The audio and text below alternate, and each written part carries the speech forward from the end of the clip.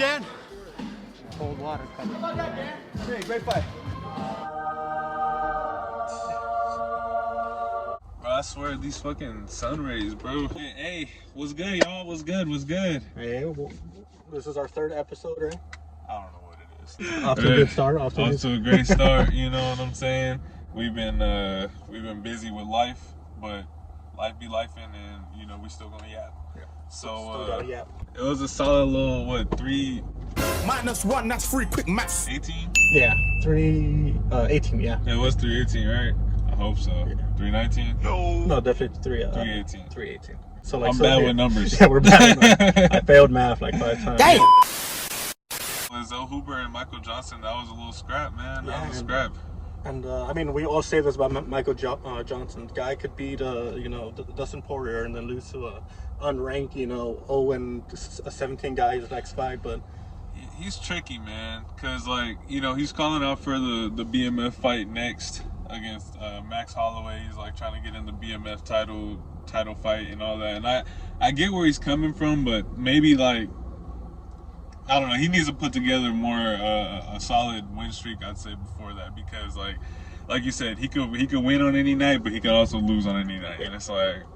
And I mean, I again, respect to Michael Johnson. I mean, he is a really good fighter. I mean, his record might not reflect it, but again, like we said, he has some really good wins on his resume. On his resume, yeah, for sure. He definitely he beat Tony too. Yeah. He did beat Tony. Yeah. So but I mean, with Tony. I made sure I sized my hand up with his, and I made sure that he understood where I was coming from, that I'm not fucking joking around. But the BMF is already people say it's not a real title or whatever. So if you have a guy who's his record is 25 wins, 19 losses, it's not it's gonna really, I don't think. Especially now, kind of why, I was telling my dad earlier, bro, how Max Holloway having the belt now validates the belt a lot more than it was when it first was created with Jorge and Nate Diaz fighting for it. Not saying they're not great fighters or whatever, and they're dogs, but now there's a dog that has the belt and he's also championship level. Granted, Ilya should have maybe been the owner of it after he beat Max, but that could be in the future too. They're talking about running that back. But yeah, that was a good scrap, man. Props to Michael Johnson, man. Props to Michael Johnson. So Huber, he looks good, but just might have been too early. Yeah, might have just been too early against a veteran of 30 plus crafty, fights. Man. Yeah. He's crafty and he's tricky, man. He has quick ass hands. He's very quick. He is a really, really, really good striker. I think people forget that about him. He is a really extremely good striker. Yeah, good quick hand speed and stuff. Yeah, he's there, man. He's been around for a while. He's always been around. So that's a tough matchup for anybody who's young, up and coming, trying to get right. But on to the next, you feel me? It was Pitbull versus Dan Ige. A very underwhelming fight, I'll be honest. It's one of those fights you're seeing and you're checking your phone a lot to see on Twitter what people are saying. But I mean, all respect to Pitbull, he got the win, a very underwhelming performance. But I mean, you don't want to start off your UFC career 0-2. So I mean, yeah, exactly. Yeah, you gotta get the win. You gotta get the dub, man. And all those positions that they're in, the grappling exchanges, all that stuff is tiring and it's all taxing and stuff. It's not the most flashy, way to win, but it's a dub. You get the dub. There was a couple knockdowns. It wasn't the most boring fight in my opinion. I thought it was solid overall. It wasn't super thrilling, but it was a bit of a chess match. I think Dan Ige hits hard. And Pitbull, he's very patient and he's very calculated. I don't think he tries to take any unnecessary risks. You could tell in this fight he wasn't trying to take any risk that he didn't have to. So he was definitely trying to look for that win. Exactly, by any means necessary. And it's all respect to him, man. Gotta get the dub. Like you said, you don't want to be 0-2 in the UFC and you just started your career and you're coming in. He was the biggest name outside of the UFC for years. Pitbull was that was that guy. It's hey, what if he comes in and he fights Max Holloway or Volkanovski, and we never got those fights. Maybe we will in the future, but I don't know where he's at right now compared to how he used to be. Yeah, he's 37, 38ish. Yeah, it's kind of.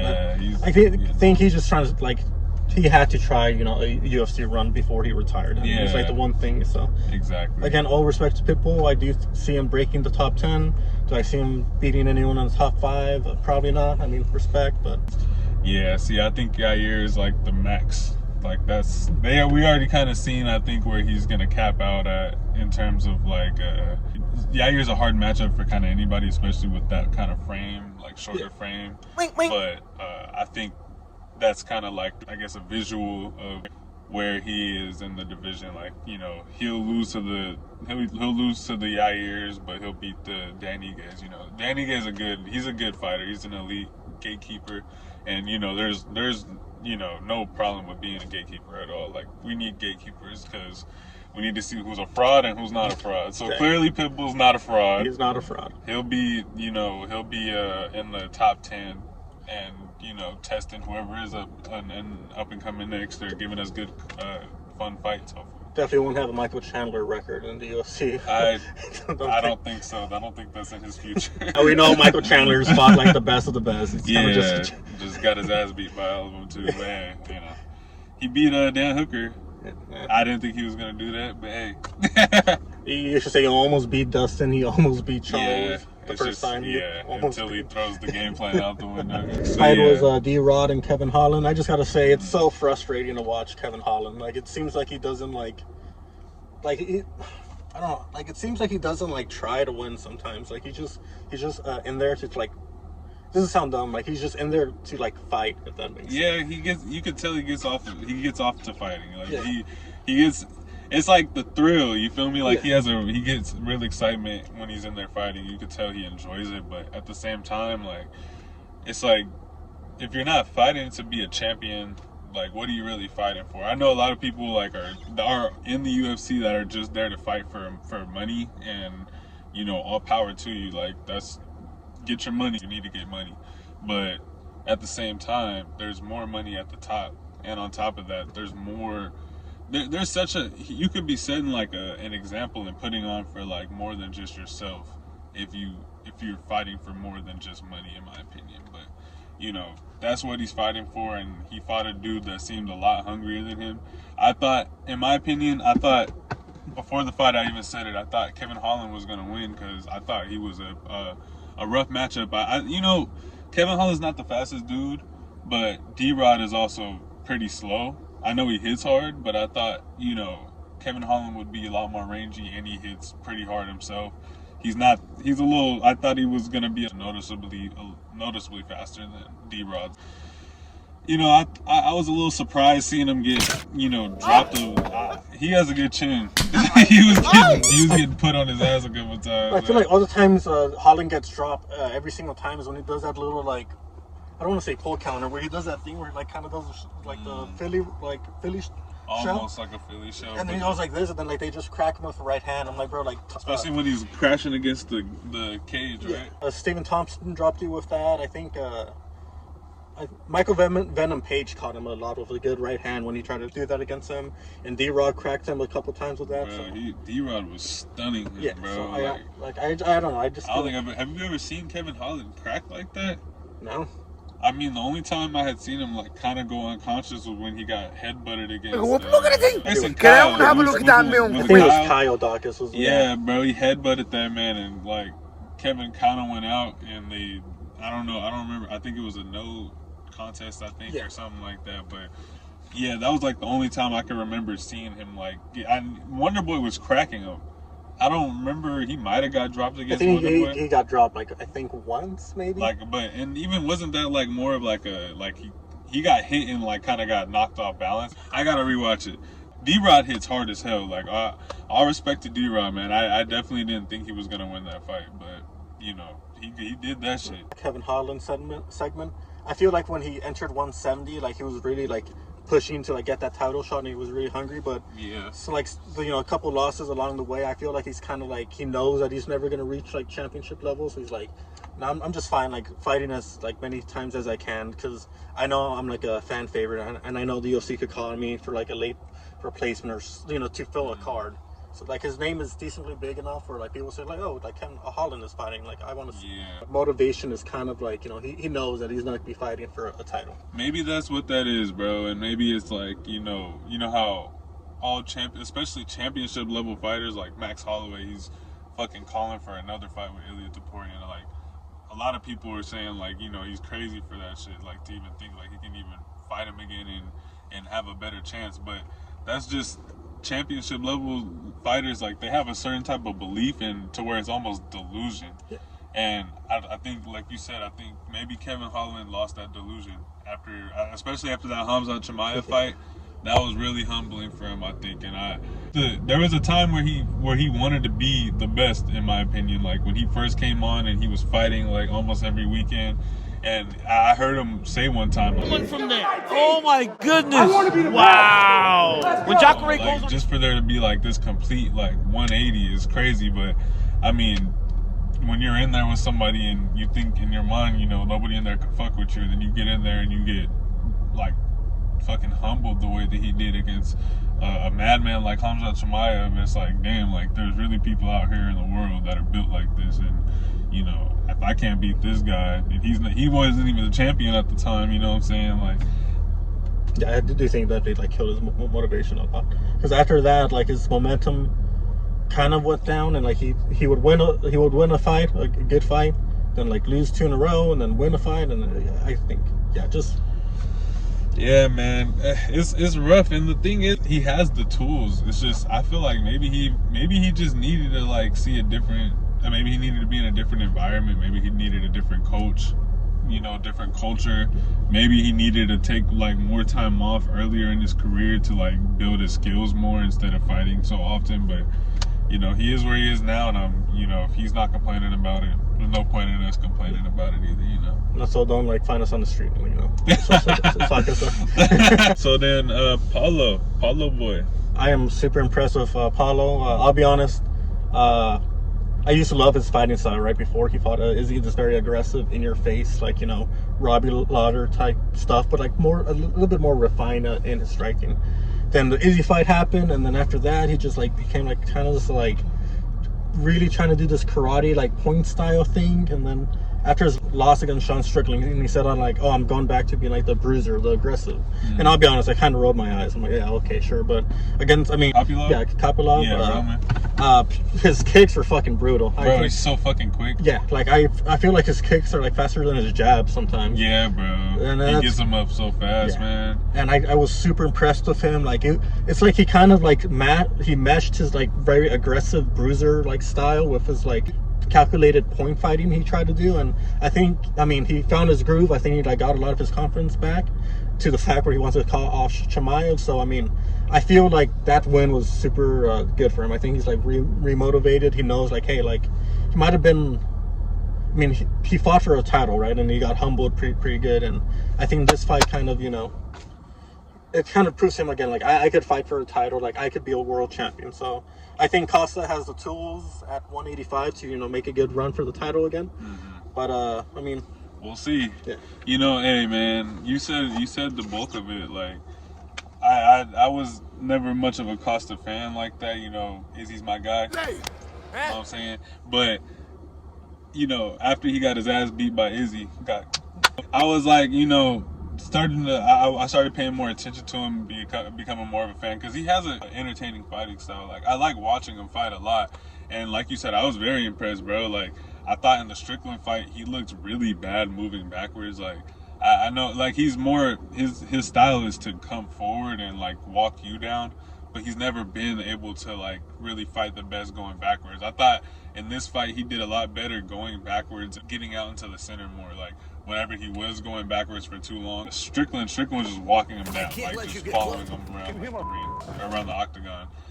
In this fight, I feel like he did better at, like, you know, okay, I'm getting backed up, I need to, you know, circle out to the center. So he did a better job at that, and in turn, he looked really good. You know, he looks at his best when he's pushing you backwards. So I like Kopylov, man, and I was kind of hoping he would get the win, but you know, he's been fighting the elite of the elite, you know, and that's just maybe too big of a step up in competition for Kopylov, you know. I feel the same way. I do think Kopylov needs to go not go back to the drawing board. Just get a little bit more less elite wins build up. You know, he's still new to MMA in a bit. Sort of, yeah. I mean, in terms of like he's kind of, but you know, they're the same age. Oh, that's crazy. Yeah, no, I was kind of surprised by that too when I was watching this weekend. Damn. Yeah, bro. Yeah. But I take that back. Kopylov, you gotta I'm not sure what you got. I'm not an expert. I'm not sure what you got to do, but soul searching, brother. Hey, bro, he's a fun fighter. I say go the Kevin Holland route at this point. Like either that, or if you still got the belief in yourself, man, like truly dig in and fucking. I want to fight with Chuck. You're in Russia, shit. Go to Dagestan 2-3 years and forget. we also don't. I mean, Costa did win pretty easily, but it's not like he dominated. Like, you know, Kopylov still had some like minor success in there, so it's not like he's a total like fraud or like you suck. He's not bad at all, bro. Paulo's good. He's elite. You know, he's elite for middleweight. He's maybe not elite of the elite, but he's elite. You know, and that he showed it. You know.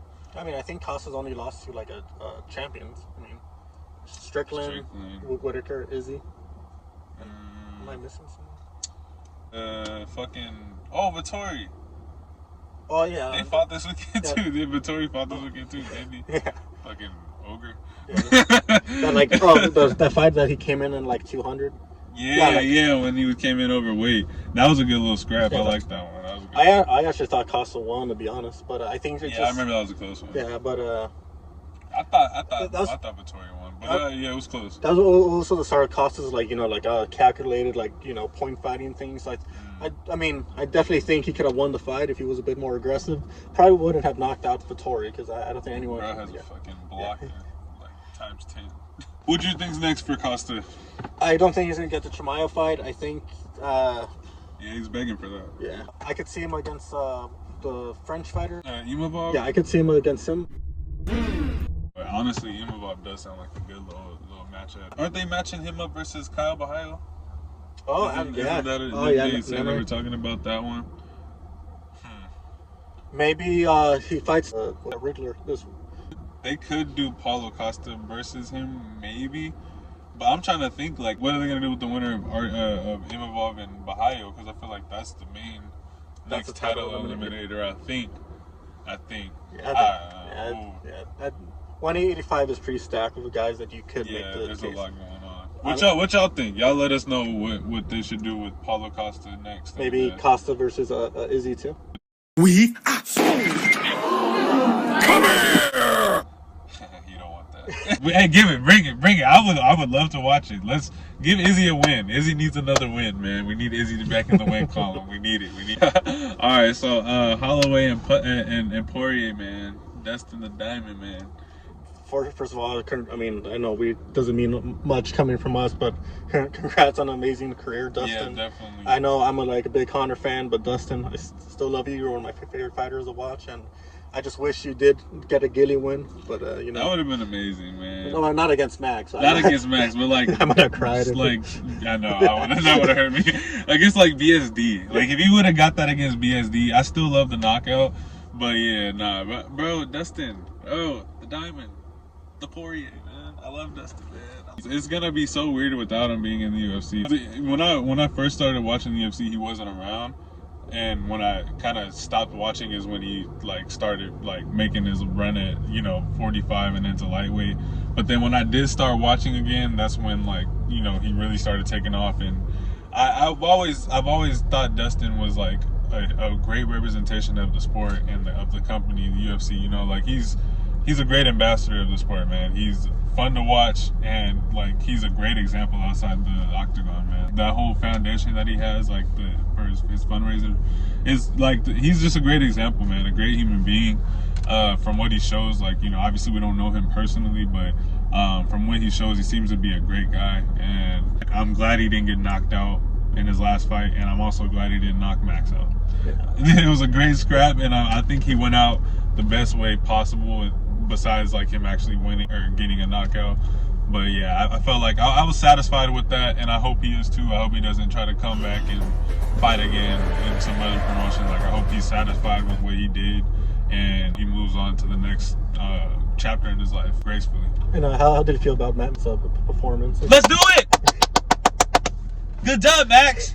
Good job, Max. Thank you so much for winning. Thank you, Max. 2 losses in a row. It would have hurt me, Max. And that would have been, bro, if he would have lost to Dustin, that would have been 0-3 against Volk and 0-3 against Dustin. 0-3, yeah. This is 6 of your losses. What? That's free quick or 9 losses. If 6 of your losses are against two guys. That's crazy. Bro, I seen a stat. He would have been the only dude to be 0-3 against 2 separate people in UFC history. That's not a good stat, Max. We avoided that, Max. Yeah, thank God. Thank you, Max. Thank you, God. Thank you, Max. And I do want to say, I know like it's a meme going around. People think at Max at 155 it's like someone posted a little funny photo, like it was Steve Rogers before the serum and like Steve Rogers after, and it was like Holloway sexuals swear this is Max like at 155. But nah, bro, but low key, bro, he has fucking, I don't want to say crazy power. When but Max, he has pop in his hands now. When Max sets on his punches at 155, he could definitely like drop people. It's not like he doesn't do it a lot because that's not his style. But we seen it, bro. Yeah. In the first round, he dropped. Didn't he drop? He dropped him twice, right? Yeah. Like their first fight at 155, which was their second fight altogether. Max looked good. But he too couldn't. skinny. Yeah, it was too small, bro. Yeah.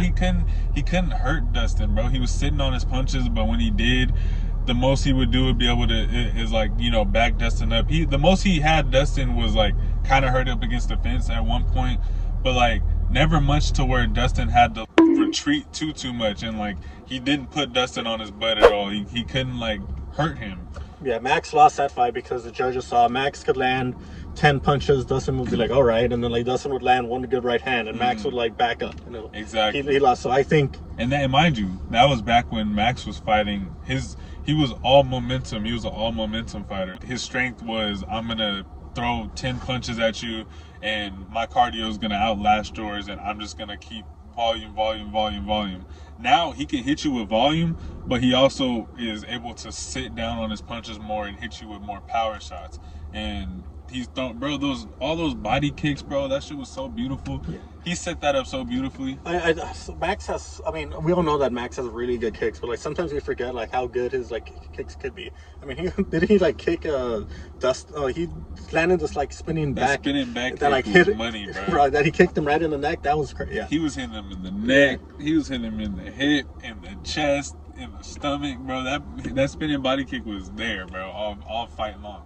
So I'm gonna do this like comparison really fast. I saw this boxing video one time, and this guy was talking about how George Foreman won the title at 46 against some boxer, I forgot. And he basically said George Foreman kind of like trapped his boxer because George Foreman was landing these punches, right, that weren't really affecting like throughout the rounds. And then at like near the end, when George Foreman knew he was down in the cards, that's when he would start landing like these harder punches that the guy before thought like, oh, these punches aren't hurting me, you know. Yeah. And I feel that's like what Max could do at 155. He could hit you 9 times with his very volume punches. And I think that's what he was doing with Dustin. But when he wants to come in and like crack you with him, like, yeah, when he wants to crack you, when you think that like, oh, like Max, he doesn't have power, 155.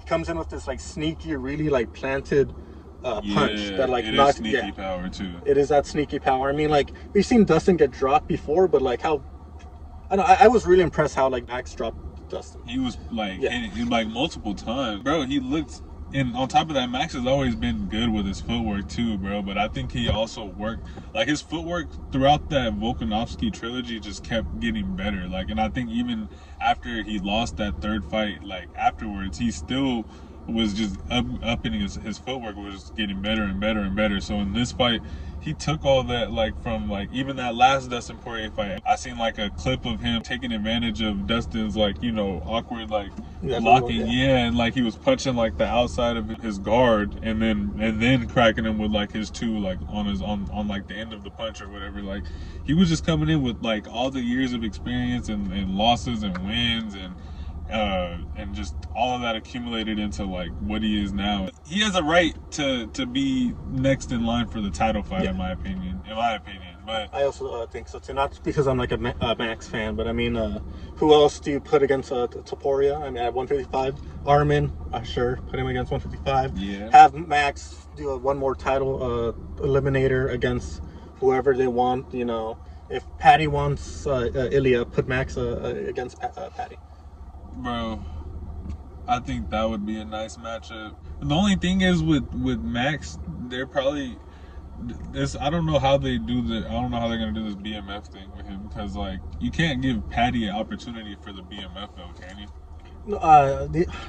I guess they could say like it's not on the line, maybe. Yeah, but then people are gonna complain because they were already complaining about that with the Ilya fight too. you know. So maybe the UFC, they know Max's star power, so they're like, we're just gonna keep him for the Illy fight. Maybe. Then Dana White said that Max has every right to fight for the 155 belt against Topuria. So Yeah. I mean, They said the next time they fight, the BMF belt would be on the line. so that's a double belt for Topuria. But at least on paper, Topuria could have the BMF belt and the 155 belt and the 145 belt. But Dustin does hit hard. But do you think Max's chin is a bit compromised? It's definitely. I don't know. It's hard to say, bro. Because if we're talking like in technical terms, if we're being 100%, and we all know it as Max fans, he technically did get dropped against Dustin in their second fight. It was just he got caught on the cage. Oh yeah, I think you know what I'm talking about. Yeah. He was gonna get dropped regardless. So Max's chin, he's always had a chin, and I feel like it's probably not compromised. He did get him almost not illegal, but he did get him like right on the ear. Yeah, it was like right behind the ear, right? And that's on your equilibrium. Like that's gonna knock everybody on their ass, So, I mean, until I see him get cracked like right here, like on the chin clean, like how Ilya cracked him in the middle of his face and he was rocked. If he can't take that no more, then I'm gonna say yeah, his chin is gone. But he took that clean shot like dead in the middle of the face, stayed alive for like another like maybe 20-30 seconds, and then he took that left hook right over the top of it, or right over his shoulder. He didn't even really eat it, he was on the ground. He was like, he was damn near unconscious, like eyes were looking like this, but you know what I'm saying? He still wasn't like Charles Oliveira out. Yeah, or like Volk when he got Volk was out cold. Yeah, like he wasn't. I know this is gonna sound like coping, but like out of all the people like Ilya has like knocked out, I do think Max wasn't knocked out. Max wasn't out. Max was not out. Yeah, Ilya did have to ground and pound him a couple. That's he was out. Yeah, he was out. He was out. Max was out, but he wasn't out cold. Yeah, that's what we're saying. TKO. Yeah, but he was not. We're trying to cope a little bit. We're a little bit, just to make not it as bad better. as like Charles or Volk or Jai Herbert got fucking like 360 flipped on. Oh my gosh. Andy's coming, everybody! Back to your places! Hurry! Here I come! Here I come!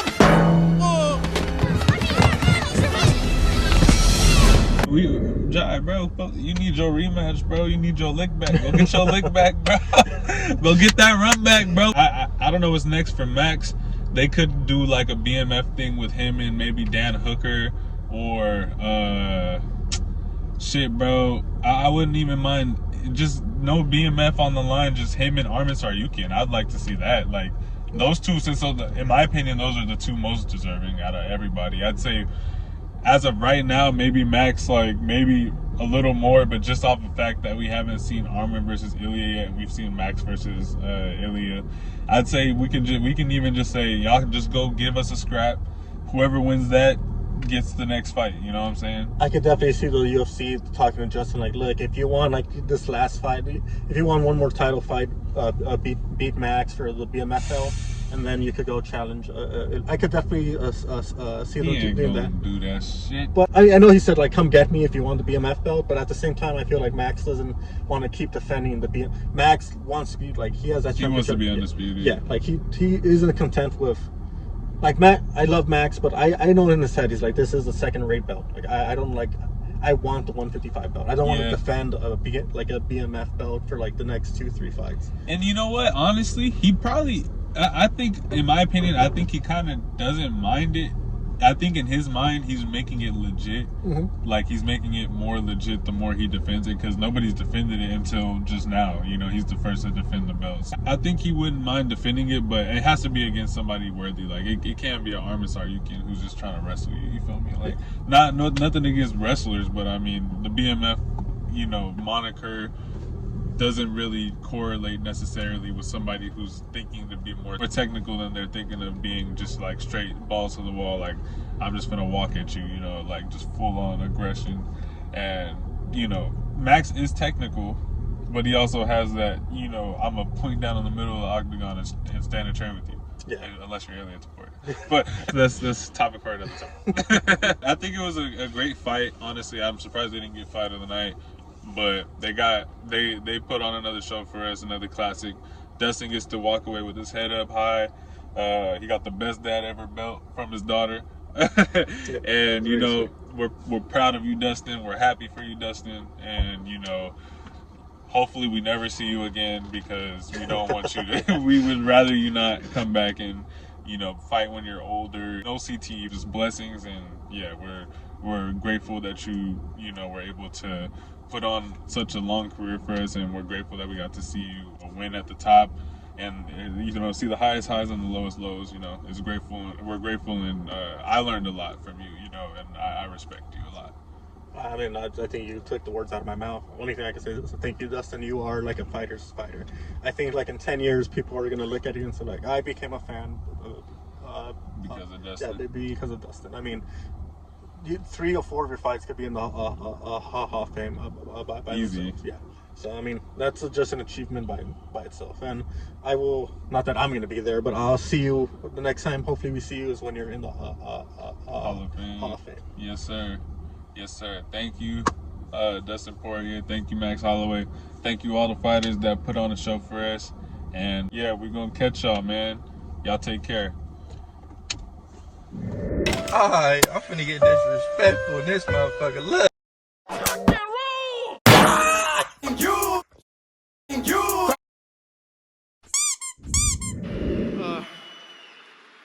I was just so prepared, and now I gotta wake up and look myself in the mirror every morning with this result. And if anything adversity's taught me in the past, is when times are good, be grateful, and when times like this, be graceful. So I'm gonna just go home, spend some time with my family. It's been a long road. I'm proud of everything I've accomplished in this sport. I have a lot of tread left on the tires, but right now I just need some time to think, man. And there is still a belt and a beautiful baby girl waiting for you at home. We know you'll be back stronger than ever. Appreciate you sticking around for us. Ladies and gentlemen, once more.